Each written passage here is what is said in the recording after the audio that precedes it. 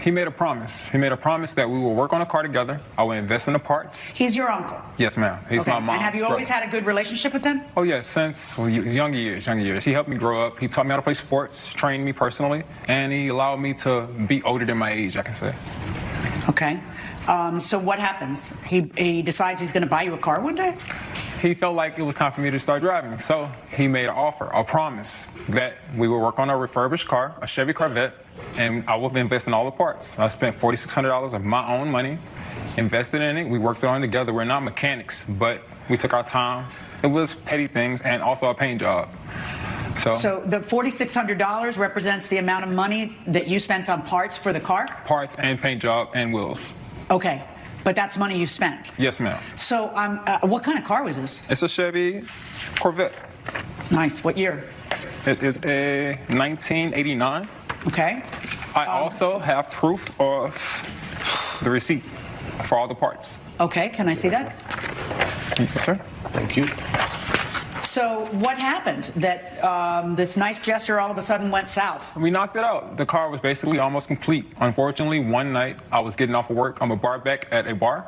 I had a drink or two, and I called my uncle for a ride. I didn't want to take a chance on driving home drunk. So I called him, asked him, can he give me a ride home? He said yes. He sounded a little hesitant. What time of night was it? It's about midnight, one-ish. But he said he would give me a ride home, so hey, it's my uncle. Thank you. How far was it? It wasn't, probably like 20-minute drive. Okay. It's midnight. Somebody calls me and I got to drive 40 minutes? Yeah, that's a problem. Right. That's when you're taking ride share. But go ahead anyway. So he goes to pick you up. He goes to pick me up. We take the drive home. I was a little tipsy. So. Little. Hold on. Unfortunately, we'll decide in a second. Unfortunately, we had an accident. How did the accident happen? I was playing music and kind of dancing and had a little fun while I was in the passenger seat. Are you in the passenger? Okay. Yes, ma'am. I'm in the passenger seat. So I was enjoying myself on the way home. Thought my uncle could handle that. And we had an accident. How did the accident happen? I was trying to change the music, I guess. And okay, that doesn't usually cause an accident. So how did the accident happen? I wasn't completely aware, Your Honor. Okay, how did the accident happen, Uncle? Well, my nephew, Your Honor, was more than inebriated. He was a lot drunk, you know, and he wasn't just playing music. He was also putting his hands in my face, obstructing my vision. How so? You know, as you say, he was having fun. Hold on, let the man talk. Go ahead. Don't talk to each other. Go ahead. As he said he was having a little fun, he was having a little fun putting his hand in my face, just like that. So you're driving and he's going like this? Yes, ma'am. Yes, ma'am. Yes, Your Honor. Okay. And also... wait. So if you're driving and someone's going like that and moving their hands in front of your face, why don't you just stop driving? Why don't I stop driving? Well, I'm trying to get us home safely, Your Honor. No, exactly. So why don't you stop driving, like instead of, continuing to drive? Well, it's in the middle of me driving and we're like in the middle of the road, Your Honor. No, I don't mean stop in the middle of the road. I mean pull over.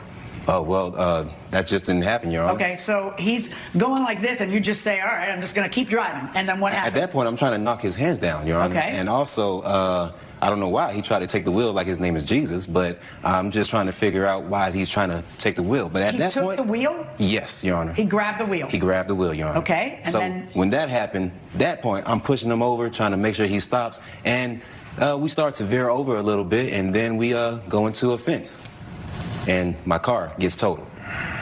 Okay. What kind of car were you driving? 2005 Chevrolet, Chevy Impala. Yes, ma'am. With all due respect, what is that hoopty worth? The hoopty? Well, it's worth a lot to me, Your Honor. Well, I mean, it's old enough to vote. It's old enough to vote, yeah. But also it's old enough to get me from to and fro to work. Something tells me there is more to the story. I do not believe that 2 drinks alone would make him lose the ability to drive. And the fact that he decided to call his uncle, which is a great decision in that case, but just be truthful. Say that you were tipsy and don't bring up even the amount of drinks because obviously there were more than 2 drinks. At the same time, I don't believe it matters how much that car that was totaled costs. That was his vehicle. Uncle used it to get to and from work. It was his only means of transportation, and now he's out. So I understand he is frustrated, and of course he's mad at his nephew who decided to dance and wave his arms in his face. I agree with the judge, the uncle should have pulled out, but what happened, and now she has to decide who is in the right and who is in the wrong in the situation. So let's go back. You feel the accident was his fault, and therefore you took over the restored that we did Corvette together, Your Honor. that you guys put all that work that you were supposed to give to him, that he put $5,000 into. I put $5,000 into the car as well. Well, $5,600. Right, but you were always going to give that up. Right? Yeah, because as an agreement. Tell me how the car purchase came about and the work on it and everything else. All right, so this is my older sister's one and only son, right? So I love my nephew. Like he said, he grew up with me. We're 10 years apart. So we did everything together. I helped him out in basketball, helped him out with sports, you know. And I noticed he loves cars, old cars specifically. And I had a friend who was selling an old car, the Corvette. And then I got it for, a steal. How much did you pay for it? I paid $5,600, Your Honor. Right, but which is a steal, and then you tell him, I'd like to give you this gift. We'll work on it together. Yes. And so then he puts almost $5,000 of his dollars into it, but the end plan is always that car is going to be his. That was the end plan until right. he and then wrecked my car. All of a sudden you took over it because the entire accident is his fault because he pulled the wheel. Yes. And that's how you. And what is your answer to that? I disagree, Your Honor. How can you disagree or agree? You're too intoxicated to know what happened, aren't you? Or no? Right. Well, no, hold on. I was intoxicated, but he agreed to get me home. No, I understand, but were you putting your hands in his face and then pulling on the wheel? I was doing a lot. What were you doing? What were you doing? Instead of sitting there quietly and sheepishly saying, I'm so sorry I woke you up, Uncle. I mean, that's what you should be doing, and keeping your mouth shut for the 20-minute ride. What were you doing? I was out of my body, I can say. Acting like I couldn't stop talking. You were what? I was a little out of my body, I'm sorry. You were a little what? A little tipsy. Tipsy. Okay, but what were you physically doing in the car? What were you dancing. doing? I was enjoying myself on my way home. Okay, but you were enjoying yourself in the field of vision of the driver? I guess my arms are a little too long. I'm sorry. Okay, and then did you, yes or no, did you pull on the steering wheel? I can't say I pulled the steering wheel. I know I was can't? dancing. Or you won't? I was a little tipsy. I'm So sorry. you don't remember? I can't remember. So I have completely. one witness in the car because you're too drunk to remember? Yes, ma'am. Did he ever tell you right away, listen up, when you sobered up after the crash, did he say, why did you pull the wheel? Or did he say anything to you? Well, after the accident. I'm not talking to you. You'll know I'm talking to you because I'll be looking at you and waiting for a response. Go ahead. After the accident, we basically got into an argument, and he made it clear that he wasn't going to give me my car anymore. Right, but what did he... Okay, you guys crash. What is the first words out of his mouth? I mean, I was just happy we was alive, so I right, really but what wasn't... did he say? You idiot, you pulled the wheel? I mean, he made me feel like I was immature, sure. But Yeah, no. Did he blame you for the accident? yes, ma'am. He blamed me. Right away? Yes, ma'am. Okay, so I imagine the accident sobered you up a little. Yes, ma'am. Okay, Quickly. and so did you realize that you had pulled the wheel? I realized that I may have caused him a distraction. No, that's not what I'm asking. Do you, as you stand here, do you remember? No, ma'am. I do not remember. You just don't remember. You're not saying it did happen. You're not saying it didn't happen. You are saying you do not remember pulling the wheel. Yes, ma'am. All right, but you can tell me two things. Number one, that he says that you pulled the wheel. And number two, that he said it from Jump Street. He said it from the moment of the crash. Yes, ma'am. All right.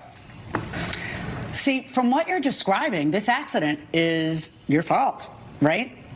I was tipsy, and he agreed to bring me home. Okay, I might agree to bring you home, but I don't agree for you to take the wheel of my car and cause us to crash and cost me a car. There are two different things. All I agreed to do was bring you home. I don't expect you to cost me $4,000-something, right? So I have to decide whose fault that accident is. And basically, I have one cogent witness in the car because you're admitting to me that, my arms might be long, and I was fooling around, and I was dancing. I thought he could handle it. And yeah, and you admit to me that from Jump Street, the man said to you, you just pulled the wheel of my car. That was his testimony from the beginning. It isn't something that he just made up now because he's angry and he's mad at you and he's thought about it, so he's cooked it up. No, from the very moment, from the beginning, he has said that. So if I was a betting woman, I would bet that, in fact, you ended up pulling the steering wheel. So the question is, what do we do with that? And this is a very good question. Where do we go from here? One thing I'm yet to understand is the uncle is suing his nephew for the damages that he sustained due to his nephew being drunk and crushing the car. However, he also took the possession of the car that they were restoring together, which was a gift. If the uncle took the car, then why is he suing for another $4,000-something for the cost of the car that was crashed? To me, it's either or. Either you take the car and then don't sue your nephew, or you sue your nephew for the damages that have been done to your car that obviously totaled, but then you don't take the possession of the car that you guys were together working on. Let's go back. I realize that what you want is the car. And I realize that what you want is the money that you are out from your car. And that's great. But if he pays you the money that you're out from the car, then that car belongs to him, doesn't it? If he pays you for your Impala, he has made you whole, hadn't he? So you have a choice, okay? Either he gives you the money for your car and you give him the Corvette, or you keep the Corvette and you give him back the money that he paid. If he pays me the money for my car being totaled, that's totally fine. And then the Corvette is his. Well, I need an answer, because I'm going to issue an order that's going to specifically say something. What? So, see, I need you to understand what I'm trying to say here. You gave him a gift of $5,000. You gave it to him. Yeah, the car, when you bought the car. You're taking back, listen. It's in my name, though, Your Honor. Listen. Okay. You gave him a gift of $5,000. He hasn't taken possession of it yet, but you gave it to him because this was always going to be his car. Then he screws up and costs you $4,000 something. But also, he put $4,000 something into the car that you're driving. You see? So if he pays you the money for your 2005 Impala, okay, then he gets title to the car. I can understand that. All right, so is that what you want to do? Because the alternative is you're either going to have to pay him back, because you're keeping not only your $5,000 that you gave him, but also his $4,600 when you keep the Corvette. You understand? I understand that. Which way do you want? You want to keep the Corvette, or you want to get rid of it? It's your nephew. It was meant for him. It's my nephew, but he's immature. Yeah, no, he's totally immature. He's got drunk one night. He caused an accident. Yeah, there before the grace of God go all of us. Knowing that, what do you want to do? And knowing the eyes of the nation are upon you. Your Honor, I understand he's my nephew. Okay. But he needs some tough love as well. Okay. But, so, then you are going to have to pay him back his $4,662.23 because because you're keeping your $5,000 gift to him. That's the part you don't seem to be getting. You handed your nephew a $5,000 gift. I bought you a Corvette. We're going to work on it together. Then your nephew put $4,000 something into parts. So now you've got a $9,000 Corvette, you see. And then when you want to punish him for a $4,000 something mistake, you're saying, I'm taking $9,000. You get it? Verdict for the plaintiff, $4,662.23, and you keep the Corvette. Now you are made whole.